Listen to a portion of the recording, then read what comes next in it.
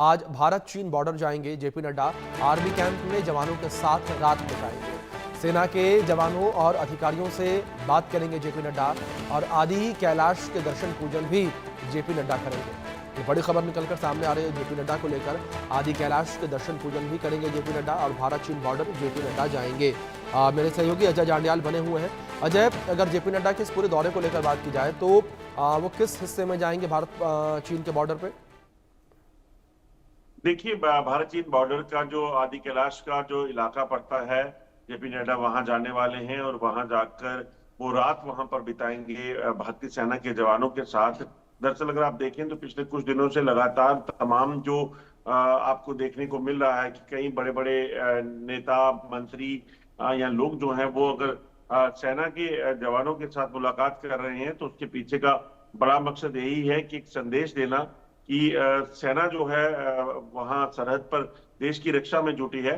मगर भारत के जो नेता हैं, भारत की जो सरकार है, वो सदैव उनके साथ खड़ी है और उनके पीछे जो है वो खड़ी है। और उसी चीज को लेकर जो है एक संदेश दिया जा रहा है और उसका मकसद ये है कि सेना ने जो शौर्य दिखाया है पाकिस्तान के खिलाफ, चीन के खिलाफ पिछले कुछ सालों में, वो कहीं ना कहीं उसको सराहना और कहीं ना कहीं उसको एक संदेश देना है कि आपने जो किया है वो कहीं ना कहीं सबसे ऊंचा है, सबसे बेहतरीन है और इसके अलावा कुछ नहीं। और इसीलिए अगर आप देखें तो आप चाहे वो डिफेंस मिनिस्टर की बात करें, जम्मू कश्मीर के कई बड़े नेताओं की बात करें, मंत्रियों की बात करें, और जेपी नड्डा भी जो है वो जाएंगे और भारत के चीन जो बॉर्डर है उस पर आदि कैलाश के दर्शन भी करेंगे और उसके साथ साथ वहां पर वो पूरी रात सेना के साथ बिताएंगे और उनका मनोबल बढ़ाएंगे। बिल्कुल, जाहिर तौर पर जिस तरीके से आपने जिक्र किया कि लगातार अभी कुछ दिनों से हमने देखा प्रधानमंत्री नरेंद्र मोदी भी जो है वो गए थे सेना के बीच, जवानों के बीच। इसके बाद हमने देखा रक्षा मंत्री राजनाथ सिंह जवानों के बीच गए। लगातार ये सिलसिला जो है वो जारी है और जवानों का हौसला लगातार जो है वो बढ़ाया जा रहा है।